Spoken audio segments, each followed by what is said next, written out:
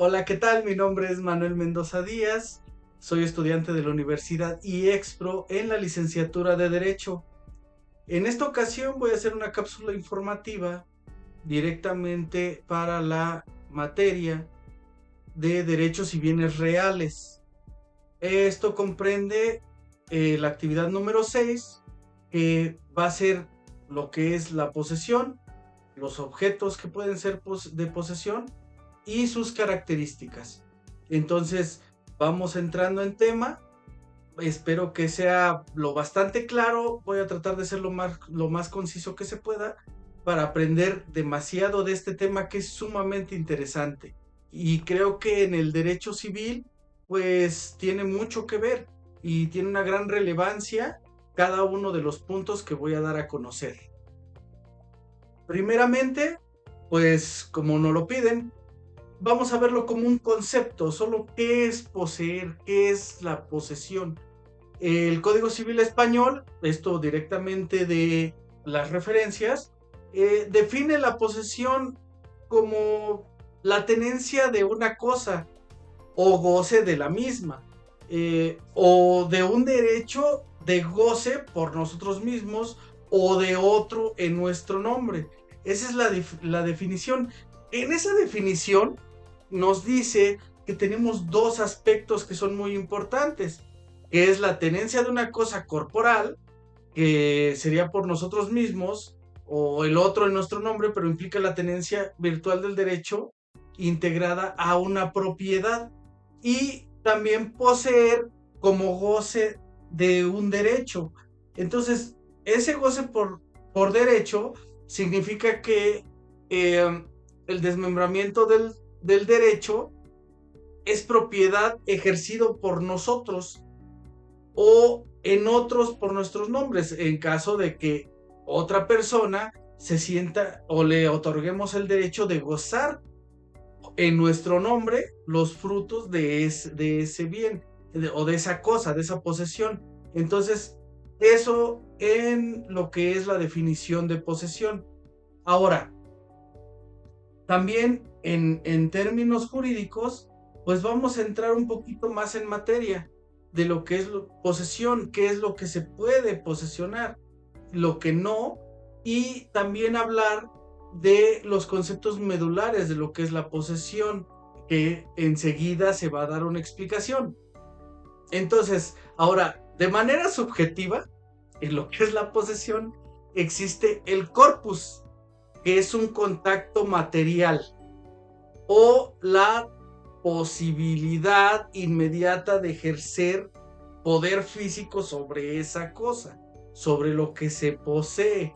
Y ahora, en un modo que sería objetivo, sería la posesión o explotación económica de la cosa que se posee. Entonces, este par de conceptos es importante entenderlo, porque hay posesiones que no necesariamente tienen que ser físicas para yo gozar de un derecho. Entonces, por eso se me hizo importante mencionar estas dos. Ahora, en el punto número, bueno, en el inciso A, que nos dice una, qué puede ser objeto de posesión. El objeto de posesión, pues, así literalmente, comprende las cosas y los derechos que que se puedan poseer, que, que sea una apropiación, como por ejemplo cosas que pueden ser objeto de posesión. Pues dentro del comercio nos encontramos los bienes muebles y los bienes inmuebles. Eso lo estamos viendo en el comercio. En derechos reales, pues encontramos que puede ser el usufructo, el uso y la servidumbre. Eso también tiene que ver con los objetos que pueden ser poseídos. Y claro, tiene su contraparte. Hay cosas que no pueden ser poseídas. Entonces, esas cosas son las cosas que están fuera del comercio por su naturaleza. Por ejemplo, ya lo habíamos comentado en otras ocasiones, como el aire, la luz natural, ese tipo de cosas. No son cosas. No puede ser posesión. Entonces también no puede ser poseído, pues las cosas que son de propiedad particular por disposiciones de ley, los bienes de uso común, los bienes nacionales, porque esos no tienen comercio en sí, entonces no puede tener posesión. Y eso es la contra de las cosas que sí pueden ser poseídas. Ahora, en el inciso B nos pide que, ¿cuáles son las formas de adquisición de la posesión? Bueno, aquí encontré dos puntos que creo que son los más importantes. Por un acto jurídico, que puede ser una compraventa para que yo tenga la posesión de cierta cosa, un arrendamiento porque soy poseedor, no soy dueño, pero poseo a partir de una renta, poseo un inmueble. También un contrato puede hacerme poseedor de cierta cosa y entonces estas cosas son posesión por método jurídico. Ahora también puede ser por un hecho jurídico que puede ser la ocupación material de la cosa o toma de posición con ánimo de apropiación. Ese tema pues es muy controversial porque podemos ocupar cierta cosa y la poseemos. Eso es un hecho jurídico. Yo voy y lo hago. Eso es un hecho jurídico. Eh, También puede ser por tolerancia del dueño, como un préstamo. Te presto o te dejo que tengas tal cosa. Y por prescripción. Creo que no hay mucho que ahondar en ese tema, pero ya puse por ahí un ejemplo pues práctico. Ahora también existe la posesión, la buena fe y el traslado del dominio. El poseedor de buena fe es el que entra en posesión en virtud de un título pues suficiente para darle el derecho de poseedor, o sea, es de buena fe, es a partir de un título. Por ejemplo, no sé, quizá hasta la factura de poseer una licuadora, por ejemplo. Entonces, en relación con el traslado del dominio, cuando la posesión se adquiere mediante un trato, mediante un traslado de dominio, pues debe de ser a partir de una compraventa. Eso es lo que haría el traslado de dominio y el poseedor de buena fe, pues obtiene los beneficios porque lo está haciendo de buena fe a partir de un contrato de compraventa, de una donación, también entra dentro de un traslado de dominio de buena fe. Entonces, también el poseedor, cuando somos poseedores, también adquirimos derechos. Los derechos del poseedor de buena fe con un título de traslado de dominio, pues hacer suyos los frutos percibidos de la cosa, de la posesión, también recibir el pago de gastos necesarios para, para la mantención de la cosa y hacer mejoras. También tiene el derecho de hacer alguna mejora de la cosa que está adquiriendo. Por ejemplo, cuando se tiene un traslado de dominio por modo de una compraventa, si yo compro un coche, yo tengo el derecho de poder modificarlo, de pintarlo, de hacerle. A eso se refiere esto. Y ahora, vamos con su negativa, porque hay posesión de buena fe y aquí viene la posesión de mala fe. Entonces, la posesión de mala fe, el poseedor de mala fe, pues no tiene ningún título. No reconoce ningún tipo de título, ningún tipo de contrato. Es simplemente como que pues yo lo voy a hacer y ya. En relación con el traslado de dominio, pues si alguien recibe la cosa mediante un título de dominio, pues es, es inválido porque o sabe que no tiene derecho a poseerlo, o sea, sabe que existe un título, pero no lo reconoce. Eso se hace como un vicio, así lo denomina la lectura, porque pues tiene un traslado de dominio, pero con un título que no es válido. Entonces, por eso se le llama de mala fe. Y tiene sus consecuencias legales, obviamente, porque si ha poseído de mala fe por menos de un año, pues debe de restituir los frutos, o sea, el beneficio o lo que haya dado la posesión de mala fe, lo que le haya dado, tiene que restituirlo. Entonces, responde a cualquier pérdida, a cualquier deterioro de la cosa.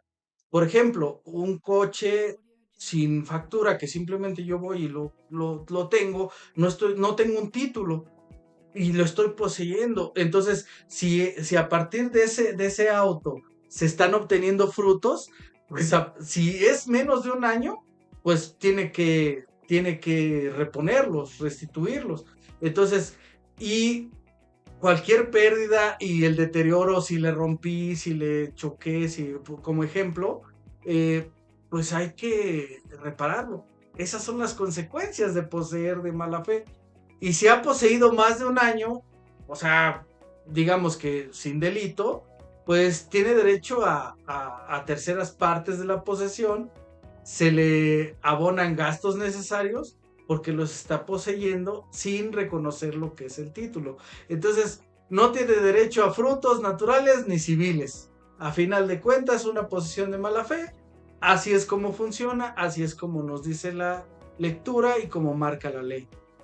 Ahora, vamos en el inciso E con la posesión y los hechos delictuosos. La posesión delictuosa es la posesión que se tiene mediante actos o conductas sancionadas por las leyes penales. En sus características dice que surge a partir de un delito. ¿Sí? Tiene que haber delito para que sea una posesión con un hecho delictuoso. Robo, fraude, despojo, que ahorita está de moda con los despojos de las propiedades, abuso de confianza y cosas de ese tipo. No genera derechos procesorios porque pues es un hecho delictuoso y pues no genera derechos. No permite la prescripción, no puedo decir, yo lo tengo y lo quiero hacer por bueno, o sea, lo malo, hacerlo pasar por bueno, y no otorga una protección legal porque yo lo tengo y con eso no puedo defenderme de nada. Entonces la posesión delictuosa es una categoría autónoma que invalida cualquier beneficio de una propiedad. Entonces, esas son las características de la posesión y los hechos delictuosos. Ahora, por último, vamos a hablar de las formas de perder la posesión. En el artículo 828 del Código Civil Federal, dice que la posesión se pierde por abandono, por cesión a título oneroso o gratuito, o sea que yo paso el título, pierdo mi posesión y ya la tiene alguien más. Por destrucción o pérdida de la cosa, o por quedar fuera del comercio. Vuelvo con el ejemplo que decía del coche. Si el coche lo choco y ya se va a pérdida y ya no puede ser comerciado, pierdo la posesión totalmente. De hecho, en los seguros, cuando es pérdida total del coche, nada más como dato curioso, pues firma de ya no posesión, o sea, de pasa a ser de la aseguradora. ¿Por qué? Porque ya está fuera del comercio. Que ya después existen prácticas para volverlo a comerciar, pero ya son temas de la aseguradora. Por resolución judicial, si el Poder Judicial te dice, ya no eres poseedor porque ahora vamos a expropiar quizá, pierde uno la posesión. Por despojo, si es despojado por más de un año, entonces ahí hay que tener mucho ojo con eso y creo que tiene mucha controversia ese punto. Y dice por reivindicación del propietario y por último por expropiación por causa de utilidad pública, lo que comentaba. Por ejemplo, aquí cuando se construye una línea del metro o se necesita poner un pilar para el cablebús elevado y se necesita el terreno, pierde la posesión el dueño del terreno. Claro, los indemnizan o algo así, pero pierden la posesión. La posesión, a final de cuentas, es por una causa de utilidad pública.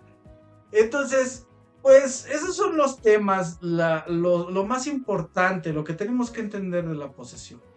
Entonces, a partir de esto, nos ayuda para entender en una escritura pública o entender cómo podemos apoyar a lo que son pues futuros clientes o entender cómo se puede ayudar o hacer entender a las personas en qué momento pierden la posesión, en qué momento o de qué forma pueden ser posesionarios, ya sea de buena fe o de mala fe, y eso en la praxis tiene que tener cierta importancia, pero va a depender de nosotros y de la comprensión de cada una de estas características.